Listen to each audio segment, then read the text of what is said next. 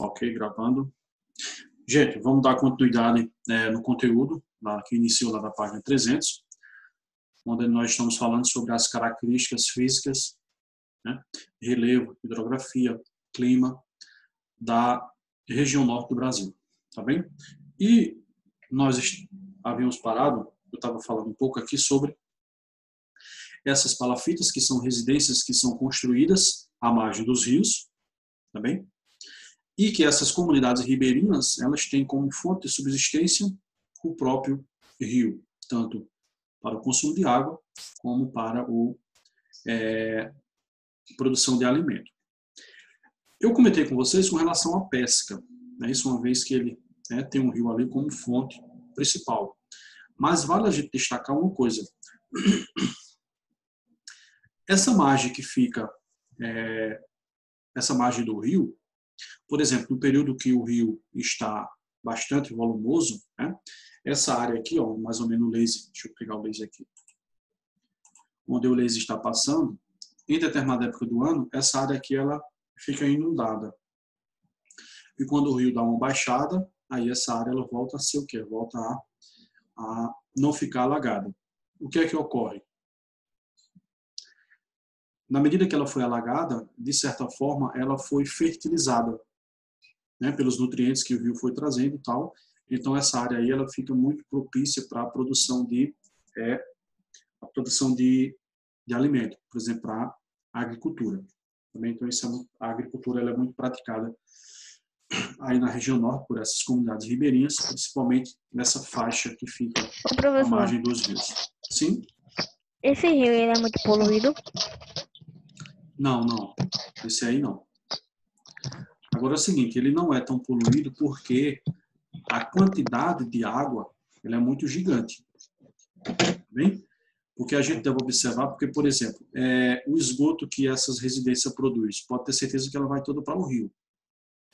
Mas, pelo fato do rio ele ser muito volumoso e ele estar se movimentando constantemente, né, essa poluição que é jogada nele, ela é quase que insignificante. Tá bem? Pelo fato de ele ser bastante Professor, volumoso. Sim? tem um jogo que é o Fortnite, eu acho que o senhor conhece. Aí, cada vez que atualiza, eles vão trazendo algo de novo pro jogo. Aí, nessa vez, quando atualizou, aconteceu um negócio lá que o mapa alagou todinho. Aí tem um monte de casa que é assim. Aí, quando o cara vai para perto das casas, dá para perceber que, tipo assim, tem umas casas que tem como se fosse uma caixa de madeira, como se fosse um retângulo, tipo uma caixa de madeira com a parte de cima aberta. Aí dentro dela tem terra e um monte de alimento que eles fazem com a agricultura. Ok. Pessoal, só um minutinho só, por favor. Só um minutinho que eu estarei retornando. O cara planta alface. Exatamente. E Falburgo de chifre é infinito até morrer para um otário costinha.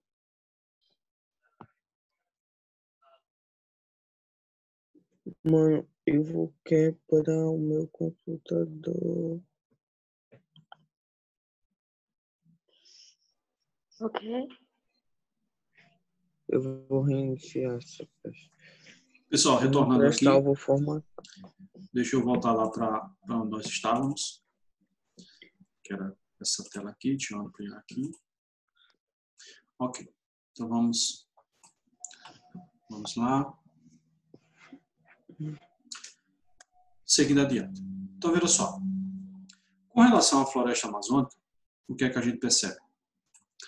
A gente percebe que, e eu já comentei um pouco, que a maior floresta equatorial ela está localizada justamente nessa região, tá bem? Que é a floresta que todos vocês conhecem, que é a floresta amazônica, que ela também é conhecida como por ser uma floresta pluvial, tá bem? Ou seja, essa floresta ela existe por conta da quantidade de chuva que ocorre naquela região. Uma vez que se você, por exemplo, tirar toda aquela chuva que lá ocorre, pode ter certeza que a quantidade, o porte dessa vegetação, ela vai diminuir, ok? Eu trouxe aqui também que típica de ambientes úmidos, né, e com temperaturas elevadas, que abriga grande variedade de espécies e que influencia o clima. A mata de inundação, a mata de terra firme. Então a gente vai perceber que na floresta amazônica a gente tem uma área que ela sempre está alagada durante o ano, tem outra área que ela vai alagar em determinado período do ano, já tem outra área que é chamada de terra firme, que é a área que ela nunca alaga. Vamos observar uma figura que eu trouxe aqui, ó. Por exemplo, se você observar essa figura aqui, ó, o que é que ela traz aqui, ó? A mata de Igapó, tá bem? Então a mata de Igapó é essa aqui, ó. Então a área que está essa mata de Igapó, ela é totalmente alagada durante o ano inteiro, tá bem? Então vocês percebem aqui, ó, que as raízes, ó, ela tem aqui como se fossem raízes aéreas, né? Como existe, por exemplo, nos mangues, que é aquela formação vegetal que tem, por exemplo, em Recife, geralmente nas capitais. Então a mata de Igapó ela sempre está alagada, e depois a gente vai ter o quê? A gente vai ter a mata de terra, a mata de várzea, que é justamente essa área aqui, ó. Essa mata de várzea, em determinado período do ano, quando o rio ele consegue subir de volume, então essa água aqui, ó, ela consegue chegar até mais ou menos por aqui assim.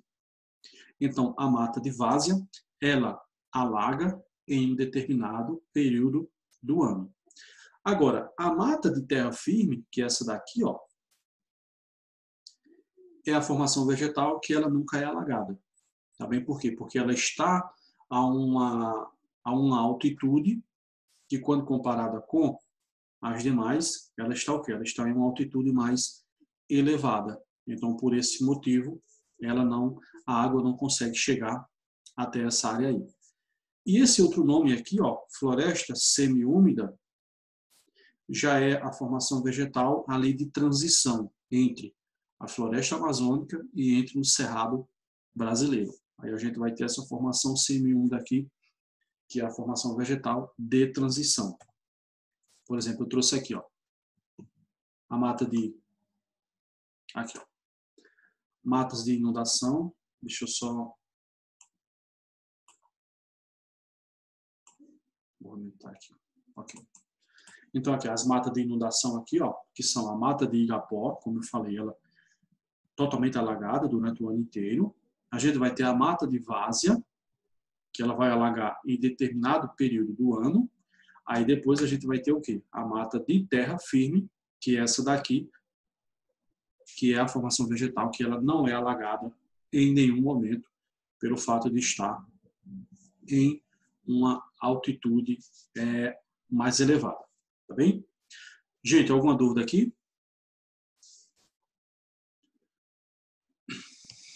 Ô, professor, Sim? mesmo que tenha épocas de, tipo assim, muita chuva mesmo, essa terra firme não vai alagar não, né? Não. A mata de terra firme, ela é uma área que está, como eu comentei, ela está ali a uma certa altitude, né, a uma certa elevação, e mesmo nos períodos mais chuvosos na região norte, a água não consegue chegar até essas áreas. Ela consegue chegar somente até essa área aqui, que é a mata de várzea. Ok? Ok. Então vamos adiante. Bom, eu trouxe aqui que, por exemplo, a região norte e a Amazônia não são sinônimos. Ou seja, a região norte e a Amazônia são áreas diferentes. Por que são áreas diferentes? Preste atenção nesse mapa aqui, ó. Se você observar aqui, essa linha rosa aqui, ó, ela está delimitando a região norte do Brasil. Então, toda essa área aqui, ó, é a região norte do Brasil. Quando a gente analisa aqui a floresta amazônica, o que é que a gente percebe? Que ela, além de abranger territórios de outros países aqui, ó, Guiana, Suriname, Venezuela, Colômbia, Equador, Peru, Bolívia, ela também adentra, como eu comentei anteriormente, ela também adentra ao estado do Mato Grosso. Tá bem? Então, a área da floresta amazônica, ela é diferente da área da região norte. Ok? Compreendido isso ou alguma dúvida? Professor, Sim? não é uma dúvida não, é que eu vou sair aqui por causa que eu reiniciei o computador, aí prestou, viu? Ok. Então, veja só. Então, compreendido a área da floresta amazônica e compreendido a área da região norte, a gente agora vai falar um pouquinho sobre a Amazônia legal e a Amazônia internacional. Então, veja só. A Amazônia internacional é a Amazônia que abrange todo esse território aqui, ou seja, é a área da floresta amazônica. Agora, a Amazônia legal é apenas a formação vegetal da floresta amazônica que está dentro do território brasileiro. Então, mais uma vez, a Amazônia legal é a formação vegetal amazônica que está dentro do território brasileiro. Agora, a Amazônia internacional, aí vai ser toda a formação vegetal amazônica, inclusive as áreas que compreendem aqui, ó, áreas de outros países. Ok? Aqui, a Amazônia. Área de abrangência da floresta amazônica que ultrapassa os limites da região norte. Ou seja, a gente viu que a região norte ela vem até aqui e a floresta consegue passar esses limites. Tá bem? Limita a região norte e avança sobre outros países da América do Sul. É conhecida como a Amazônia Internacional, como eu falei, que é a área que compreende toda essa área da floresta amazônica, ou também chamada de Pan-Amazônia. A Amazônia Legal, criada pelo governo brasileiro para promover o desenvolvimento regional, compreende a Amazônia brasileira, ou seja, a formação vegetal que está dentro do território brasileiro, correspondente à Amazônia brasileira, que inclui todos os estados da região norte, Mato Grosso do Sul e uma parte do estado do Maranhão, que é essa partezinha aqui, ó, deixa eu tirar aqui. Essa partezinha aqui, ó, que já está dentro do estado do Maranhão, a oeste do meridiano de 44 graus. Gente, alguma dúvida até aqui? Não. Não? Certeza? Então vamos adiante. Pessoal, anotem aí, para vocês não esquecerem, para realizar a atividade da página 445. Pessoal, desconsiderem esse nome agora, tá bem? Vocês vão realizar essa página 445 depois, que agora a gente vai dar continuidade na correção da página 292, tá bem? Então anote aí, página 445, para ser realizada depois, ok?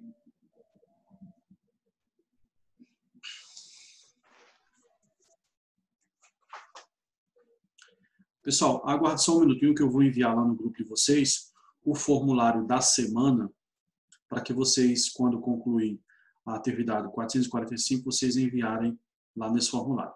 Tá bem? Então, deixa só um minutinho, deixa eu enviar lá. Ô, professor, Sim? ontem teve aula sua? Não, ontem não. Teve aula sua, foi quinta, não foi? Isso, a nossa última aula foi quinta-feira. Foi Isso, quinta-feira. isso. Foi a última aula que eu fiquei um pouco doente aí. É para fazer qual atividade agora, professor? Cauane, a página 445, ela não é para fazer agora, é para fazer depois, tá bem? Eu só um minutinho que eu vou enviar o formulário lá no grupo de vocês. Aí depois a gente vai dar continuidade na correção da página 292, ok? Então deixa eu mandar aqui o link, cadê aqui? 7º ano.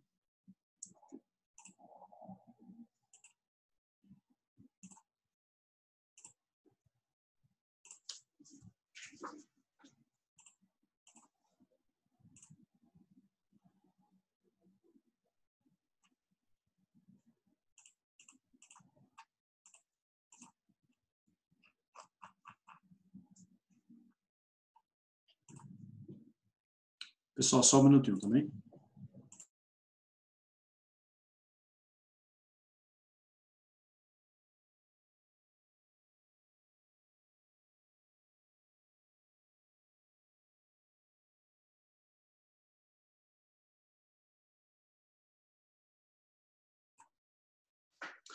Pessoal, perceberam que o link chegou lá no grupo de vocês? Chegou já. Ok. Então, veja só, esse link é para você enviar a foto da atividade da página 445 que vocês vão realizar depois. Agora, a gente vai dar continuidade na correção da página 292. Tá Ô, bem? professor, Sim? antes de começar a correção, você percebeu que se não tivesse a pandemia, a gente estaria de férias? Se não tivesse a pandemia, a gente estaria de férias. Exatamente.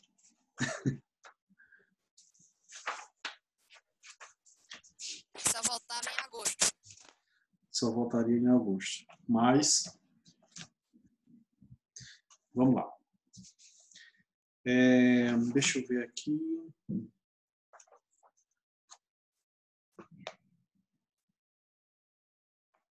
Vamos lá, A pessoal. gente parou em que questão, professor? Eu acho que falta a 292 completa, não? Eu acho que a gente parou na sexta, não? Nós paramos no sexto quesito, foi isso? Deixa eu dar uma olhadinha aqui. Então, se a gente parou no sexto quesito, a gente continua a partir dela. Pessoal, mais alguém lembra qual foi o quesito que nós paramos? Foi no sexto quesito mesmo?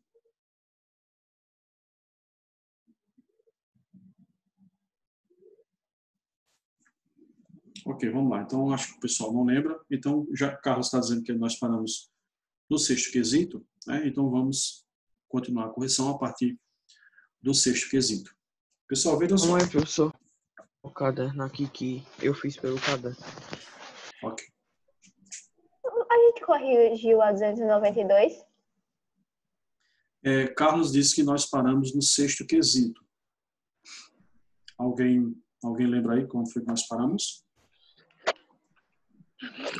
Sétimo. Deixa eu conferir aqui. Acho que a gente não fez, não, a terceira da 292. Não fez.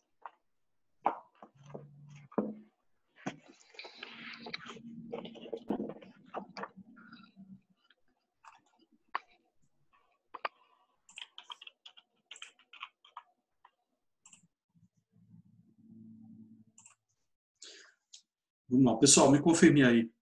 Nós realizamos a correção de algum quesito da 292?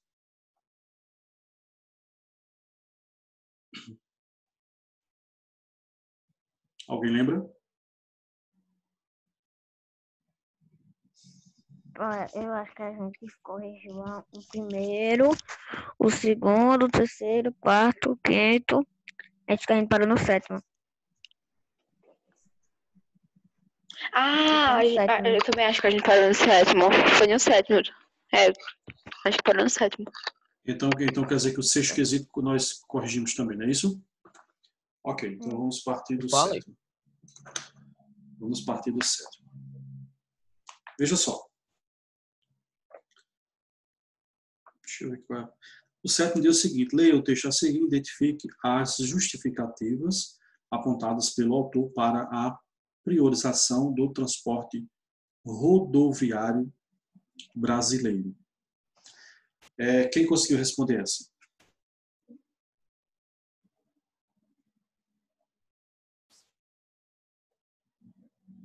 Gente, alguém respondeu essa aí?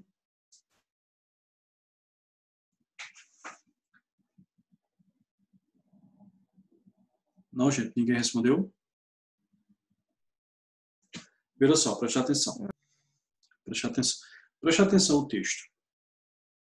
O texto diz o seguinte: o país se afastou dos trilhos, ou seja, se afastou das ferrovias, nos anos 50, com o plano de crescimento rápido do presidente Juscelino Kubitschek, que priorizou as rodovias. A construção... Não! Por quê?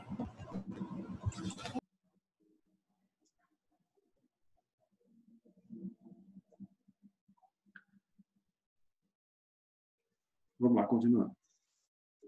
A construção de ferrovias era lenta para fazer o Brasil crescer 50 anos em 5, como ele queria. Em 6 meses, você faz 500 quilômetros de estrada de terra. Isso em ferrovia leva 3 anos, diz Fabiano Pompeu Magne, técnico de planejamento e pesquisa do IPEA. Desde a era JK, os investimentos e subsídios no setor são grandes, não só para abrir estradas, mas para atrair montadoras. Outro responsável foi o café. Em baixa, desde os anos 1930, ele era transportado principalmente por trens. Então, várias empresas férreas faliram com a falta de trabalho. Em 1957, o governo estatizou as companhias ferroviárias, ou seja, as companhias que pertenciam a empresas, à iniciativa privada, passaram a pertencer ao Estado. O governo estatizou as companhias ferroviárias. Desde então, o foco é o transporte de carga. Por isso, em 2012, os trens carregam só 3% dos passageiros do país. Isso porque incluímos o metrô na conta.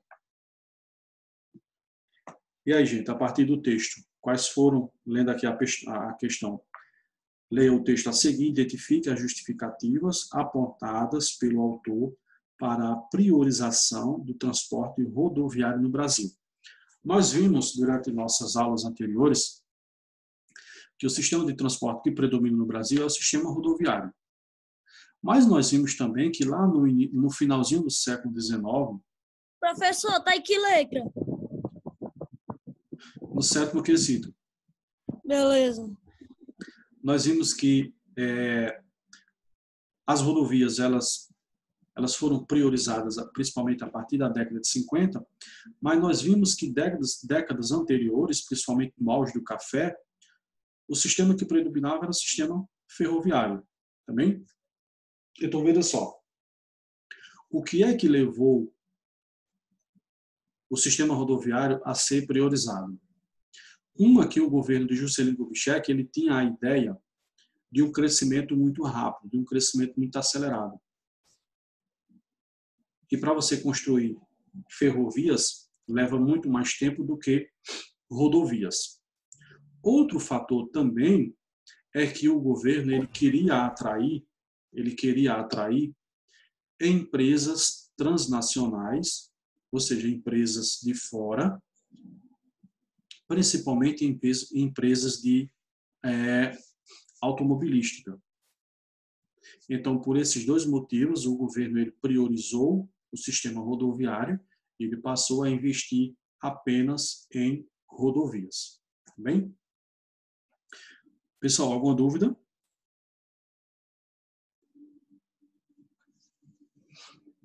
Hein, gente? Alguma dúvida, pergunta? Podemos ir adiante?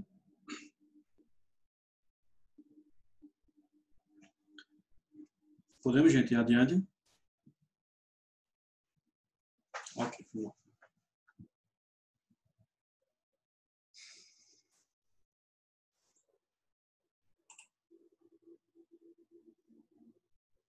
Pode.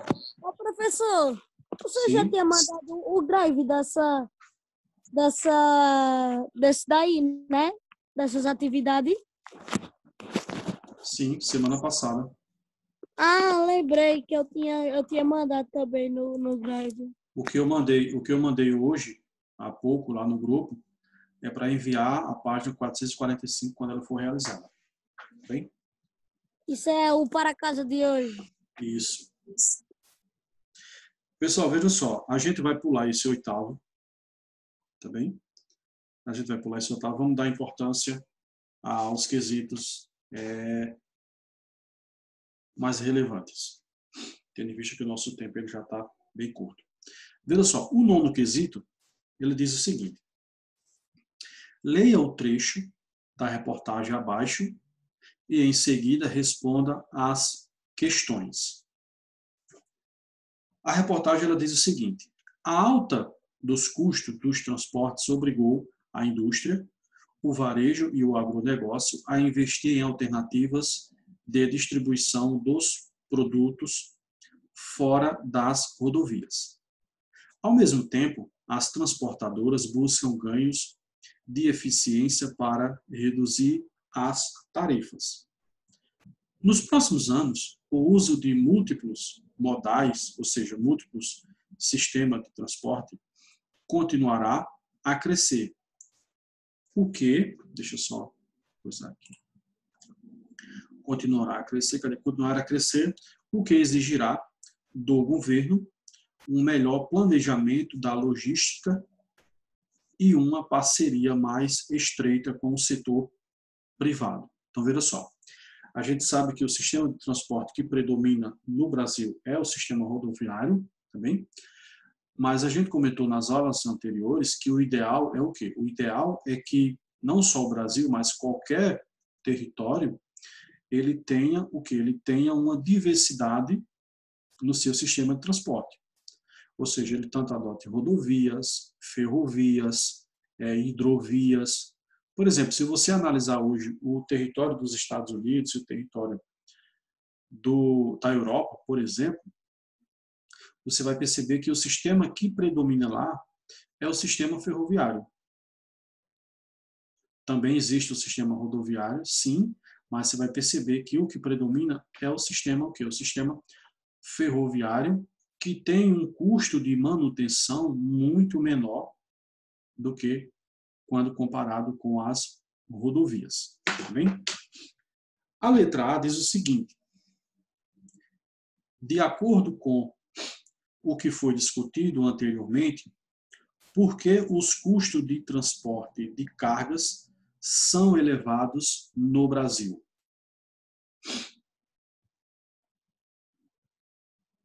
Eu coloquei assim, mas não sei se está certo, não. Porque o transporte é fundamental para a eficiência e desempenho das atividades comerciais em geral. Pessoal, quem mais respondeu essa daí?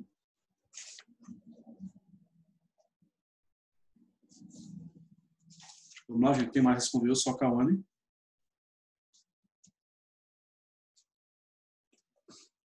Ô, professor, Sim. eu respondi, mas eu acho que a minha resposta também é errada.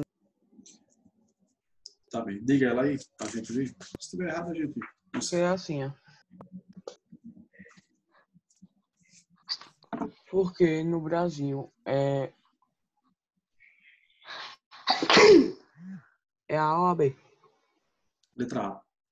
Ah, porque no Brasil as pessoas que fazem as entregas cobram muito, já que a distância para ir de um lugar para o outro é muito elevada. Veja só, o principal fator do transporte de carga no Brasil hoje ele ser muito elevado está relacionado ao custo, por exemplo, ao custo de manutenção desse meio de transporte. Por quê? Veja só. Se você roda com um caminhão, por exemplo, em rodovias ótimas, né, toda asfaltada, toda sinalizada, você vai exigir menos do seu transporte. Agora, como no caso brasileiro, as rodovias elas estão o quê? Elas são quase não existe manutenção. Você tem rodovias, por exemplo, que não tem asfalto. E muitas rodovias que têm asfalto, elas estão o quê? Todas esburacadas. O custo do transporte ele torna-se maior por quê? Porque o caminhoneiro ele tem sempre que estar fazendo manutenção no carro. Por exemplo, ele gasta mais pneus. Uma vez ou outra ele quebra, por exemplo, uma estrada toda esburacada, sem asfalto. Tá bem? Então, se a gente tivesse um sistema de transporte eficiente, ou seja, se as nossas rodovias elas fossem de ótimas qualidade, de boa qualidade, o que é que ocorria? Pode ter certeza que o custo do transporte, com certeza, seria o quê? Com certeza seria bem menos. Tá bem? Podemos ir para a letra B? Vá. A letra B diz o seguinte: considerando a extensão territorial e as condições naturais presentes no país, quais modais, ou seja, quais modelos de transporte poderão ser mais utilizados caso haja um melhor planejamento por parte do governo brasileiro? Ou seja, levando em consideração a área territorial brasileira, qual seria o sistema de transporte mais viável para o nosso país?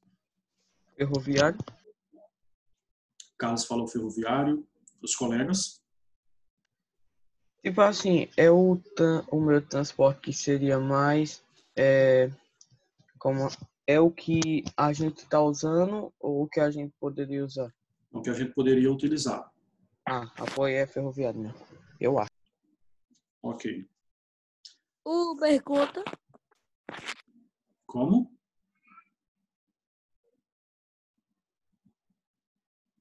Como, Igor? Uber. Veja, quando a gente está falando sobre modelos de transporte, sistema de transporte, nós estamos falando sobre rodoviarismo, ferroviário, hidroviário, aquaviário, tá bem? Então, veja só, consequência do nosso país, ele tem uma grande extensão territorial, o meio de transporte, ou seja, o modal de transporte mais viável para o nosso território seria, como o Carlos falou, seria o modelo ferroviário. Então, professor, você está dizendo que seria o ferroviário, então não deveria existir as rodovias. Sim, deveria existir as rodovias, sim, mas também as rodovias. Por quê? Porque pode ter certeza aí que nós teríamos um sistema de transporte o quê? Mais eficaz.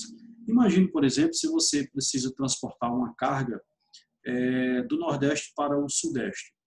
Se você tivesse, por exemplo, uma linha férrea que ligasse essas duas regiões, pode ter certeza que o custo do transporte seria bem menor. Então, se o custo do transporte seria menor, consequentemente, esse produto, quando chegasse no mercado, ele também ia chegar com o quê? Ele também ia chegar com um valor mais abaixo. Tá bem? Porque às vezes o produto ele torna-se bastante caro. Por quê? Porque o transporte desse produto, ele também é o quê? Ele também é caro. Ok? Pessoal, só um minutinho que eu estarei retornando, tá bom?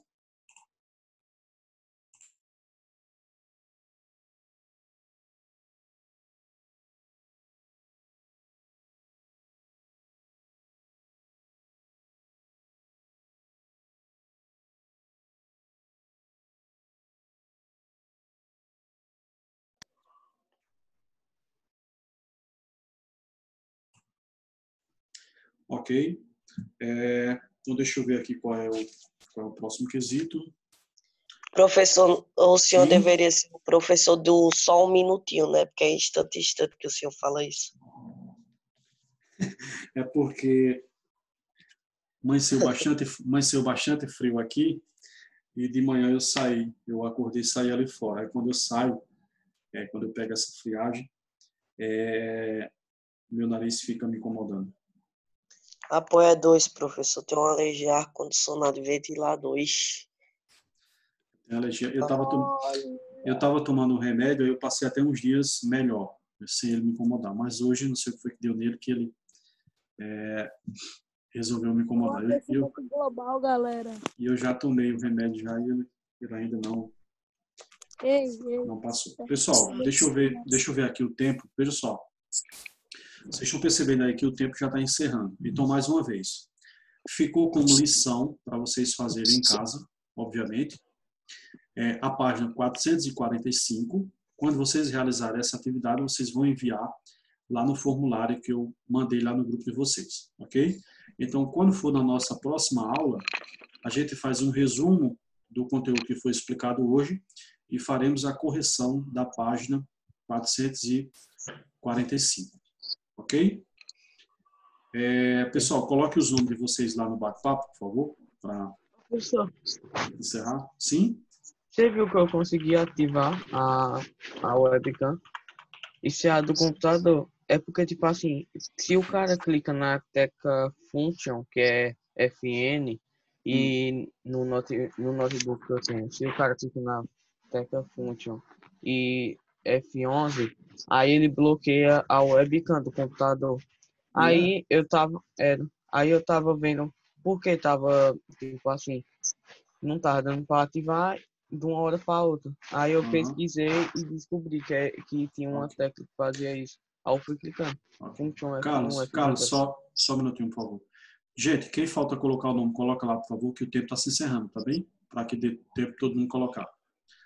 Tá bom, gente? Então, enquanto vocês vão colocando o nome de vocês aí, também muito obrigado pela presença de vocês, tá bem? Nós teremos uma aula amanhã, então amanhã faremos correção